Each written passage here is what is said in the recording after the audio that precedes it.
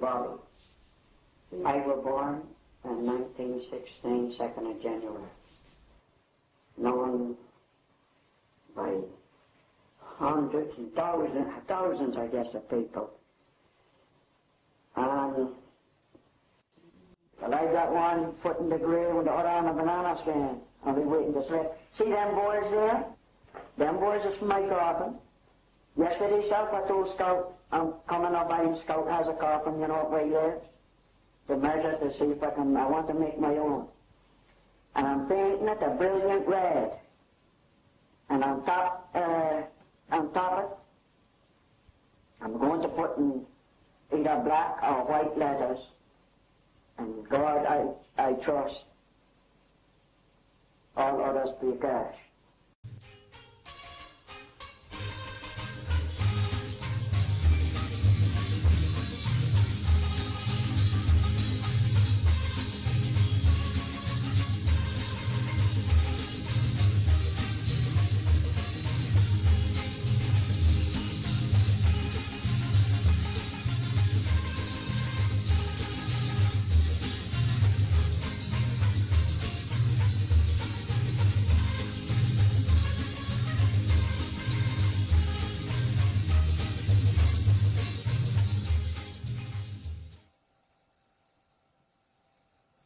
We got stuff, you know.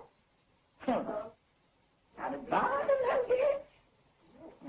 You think it's good? No clothes. No clothes, no good clothes, no shoes. Wash our face, graze them with lard, and go to church. Yes. A tie a hat with a ribbon. Fix a cloth like ribbon. Tie it, you know, that comb your hair. Tie it, and we have to go to church in the morning. 6 o'clock, we have to be here in the church. And Sunday night, you have to go. You have to go down there if you want to go, and if you didn't go, and go to the school, sisters and saints here. But go to the head of the church, call you one by one. Have you been to Holy Mass on Sunday? No, sister. Why? And no clothes. Poverty. Oh. Bananas, tanyas, sweet potatoes, cassava bread. 4 cents a kilo. My mother used to go to here and bake it. 4 cents for a big cake of bread. Well, you used to use aluminum ware when you could get some. It wasn't, like today that you can buy all these things. But we had some. But during the war years, you couldn't buy anything at all of that. So you spared the pots and pans that you had. You had to make do. Because during those war years, you couldn't buy anything at all. It was long afterwards, before you could get anything made from stainless steel or anything like that. And I remember during the war, too, it was very hard. He had to get shoes, and he had a rubber here, and he learned to make their own sandals from the rubber, because it was hard to get things like that. No, the Korean boys had the money. Because the land of walking on, they got the West, they shipping there 24 cents. 24 cents a shilling. And then the day I left Saba to go to Bavaria, the Captain Van Harville, on the other side, a shilling a month, 31 days and 30 days a month, a shilling, 94 cents a month, till I was. 1921, I went to Bermuda. 1921, I went to Bermuda. You see, you couldn't make any money here, but everyone here was poor.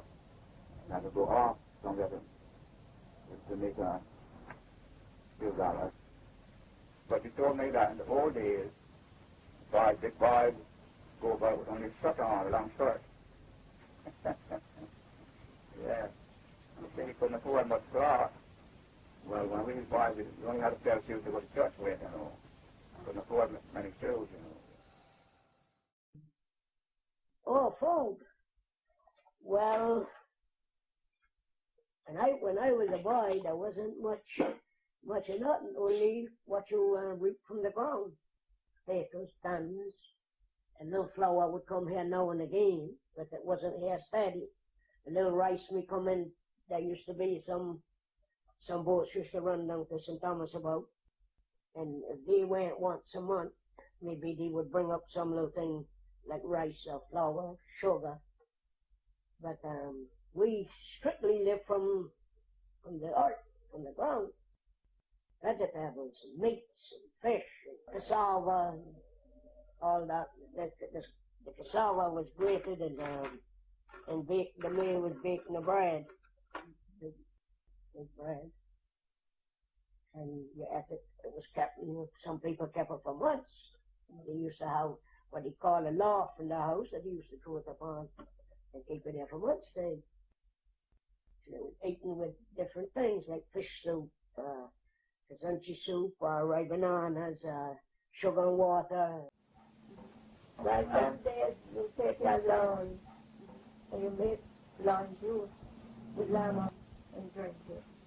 And because like you could get cola from St. Thomas, and the bottle got cola, the bottle would have like a marble. A marble.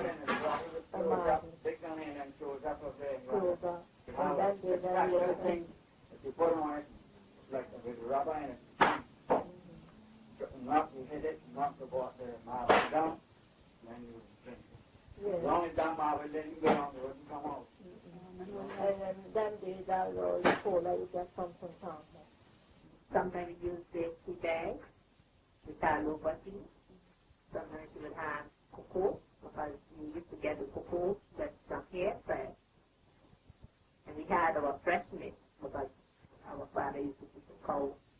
We had our fresh milk. Sometimes we had to go over to bring the milk home for the to sell to the customers. So now we fix to the customers. But cocoa for the milk in the morning would get a cup of milk after he milked the cow. The last cup of milk was for us. Oh, I can tell you plenty of cassava bread because I grate plenty cassava to make cassava bread here in Saba. Well, the cassava is pulled from the stalk, from the tree. Then you scrape and you grate the cassava. Then you put the cassava into bags, flour bags, and then you carry it to a place they call the pressing mill. Now the pressing mill is a big flat rock and with a big bar of wood. You bring it down on top of the bag of cassava, and then you put 3-4 big rocks on the end of it just to keep it down, that you get all of the water from the cassava. Now that cassava water remain there the whole night. After the night, then you get up the next morning, you meet a big thick liquid underneath the water. You drain that water off, you break up that liquid inside there, and you dry it, and you got starch. You have your starch, and you starch your clothes. The juice, or we call it cassava water, the juice, it contains poison. You drink that, I tell you. And in slavery days, there were 2 people commit suicide. Drank the cassava water, you call it, juice, and one from the bottom. His name was John, and he burnt his body down the Fort Court by the tamarind tree. You know what tamarind tree is in the Fort Court? Yeah, burnt his body there. We never heard a joke about it. And then they used to come plenty schooner here in the sea by and the fellow that belonged up in the bottom. And he came ashore. But he knew about the man that was born, John. So when he got below the tamarind tree, he saw a man coming down. So he stood up. The man says, don't be afraid. He said, it's me, John. Started with a fellow spirit, you see. He went straight back to Fort B, running. That's why people are afraid of spirits. Yeah, afraid of spirits, yeah.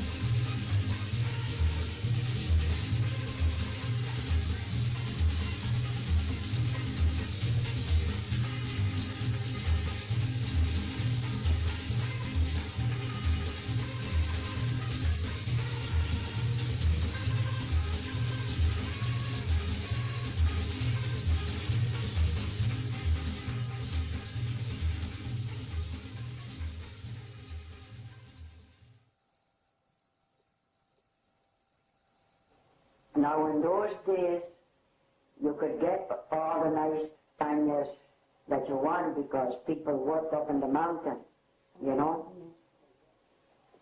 My father told me, my father farmed here in the same lot of land. He farmed in Rendezvous, and he farmed in the mountain. And my father told me when I was a boy, we used to get droughts in those days also, that if it hadn't have been for the mountain, his family would have had to have felt one. He said, well, he told me out plain, he said, we'd have had to have starved and droughts, you know, because everything would grow up by the mountain. My father used to farm, because he has land all the way up to the top of the mountain from down by Rendezvous. And everything used to grow up there. In those days, it wasn't any picnic. Now, all around that point, George Quarter, used to be planted in corn. They used to make corn puddings, corn dumplings. That's why those old people were so strong. So like for Christmas time, you had your pumpkin pudding, and you wasn't without your corn puddings, you know. Well, there was a lot of time because it used to be planted here. There was a lot of time. Coloring seed, instead of paprika, you had your coloring seed tree in the yard. And so there was no curry, no Maggie, nothing of this kind of thing until the later years. But, before there was nothing of that, only the salt and thyme. Onion you would get once in a blue moon. You never got it regular, like now. Well, the animals was kept that who had cows giving milk, them cows was kept in a stake. Those who was keeping bulls, so forth, to butcher, also was keeping them to the stake. But it was a lot of hard work, because you got to go out and you got to walk in the morning, then you got to come home, you got to tend to your cattle. It's got sometimes up to 7, 8 o'clock in the night. You're still out walking, you ain't reach home yet. Well, when I left school, I started to learn to do the fancy work, and I've been doing it all my life. Lily went to school in the convent in Crusoe.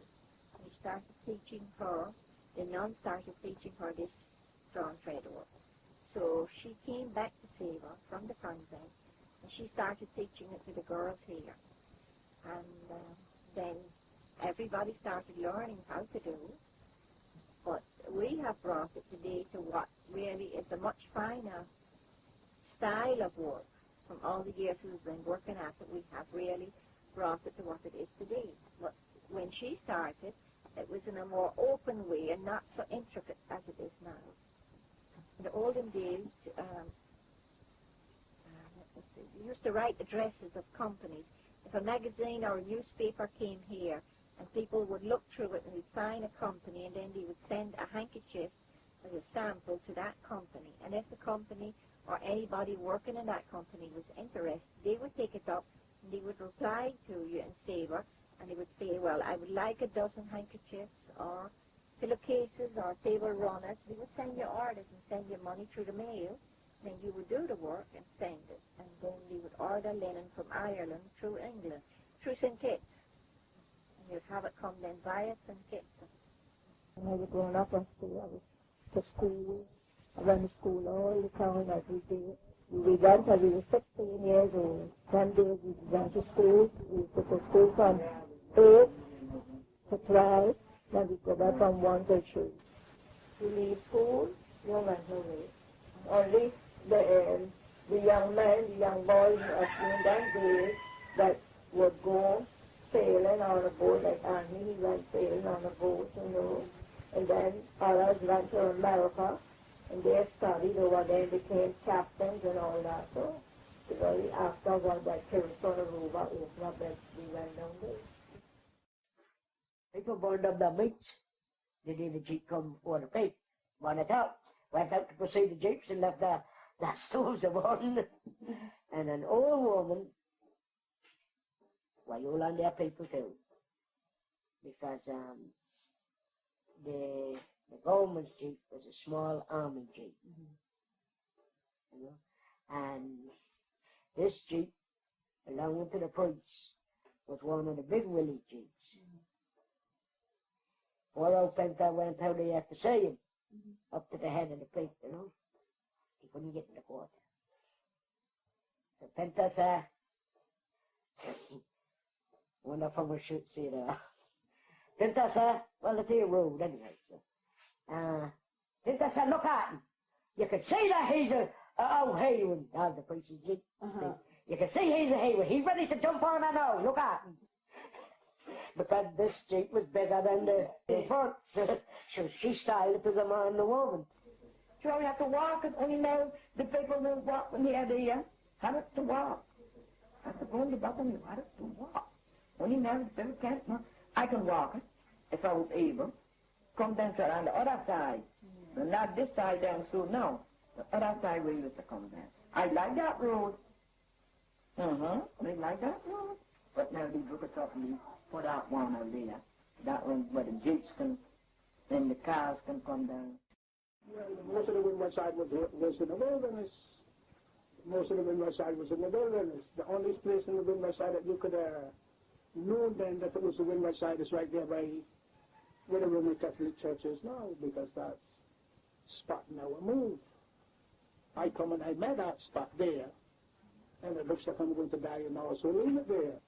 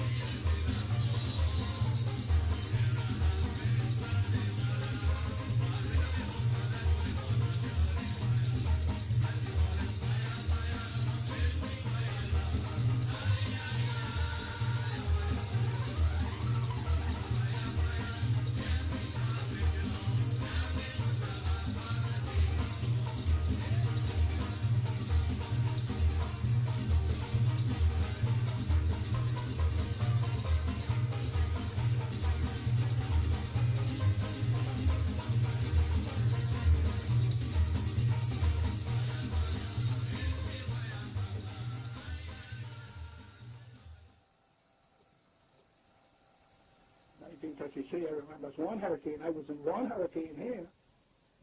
It blew down our house from down there. It blew down to, I know it's in Hell's Gate. As it was a gale, we call it a Benjamin's gale. An old fella get killed in that gale. He was named Benjamin, yeah. It wasn't nothing to like, I can tell you that. All you hearing is puffs of wind and rain and thunder and lightning and pieces of zinc and shingles and everything flying around the place. You even couldn't put your nose out. You put your nose out, you get killed. So, really nothing to look at. I can tell you that. Well, they had barometers in those days, even like we have today. And you would always be watching the sea, because the sea would give you a warning with the ground swell. I always remember hearing my father say, he says, always watch the sea. And if you see a ground swell, that's a forerun of a hurricane. And then in those days, they told by the barometer, because you had no radio telling you, well, there was a hurricane traveling. So when you knew one was going to hit this island, well, it would be almost on you. You had no hours ahead of notice. But they gathered by the weather, the sea and the winds and so on, and the barometer. Oh, my father used to bring buns from the bay, boat bays. Because when they couldn't land, when the boats couldn't land to the port bay, they would land to the ladder bay.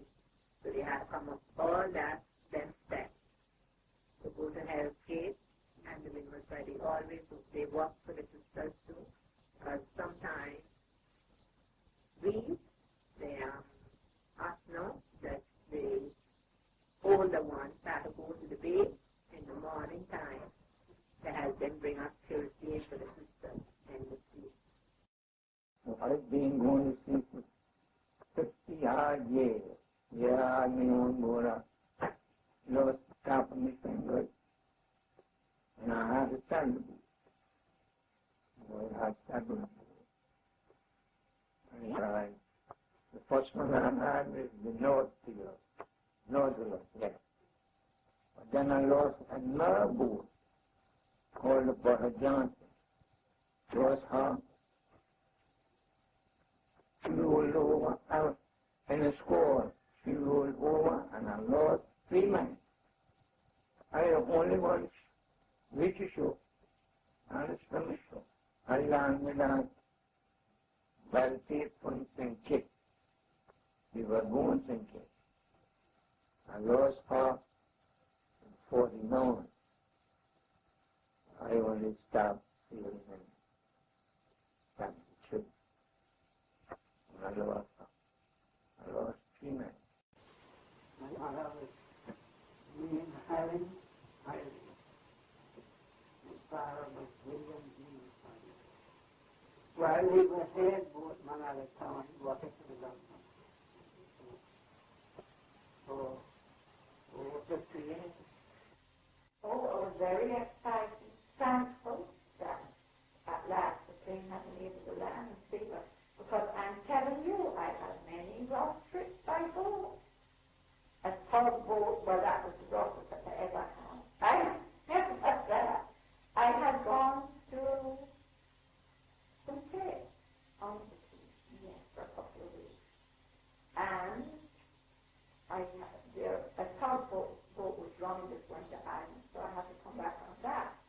So when Carson Riley came on board and said, Miss Marguerite, where did you come from? I thought you were in Stephen. I said, I'm not worrying about where I come from. I'm worried about to get back on Stephen because it was so rough. He said, you don't worry. You just do what we tell you, and we'll take care of you. You just assure of that. I said, all right, I hope so. I can't swim. No, he said, we're going to take care of you. So he put me to sit on the edge of the tugboat, you know. Now, Carson Riley said, Carson Riley was on board and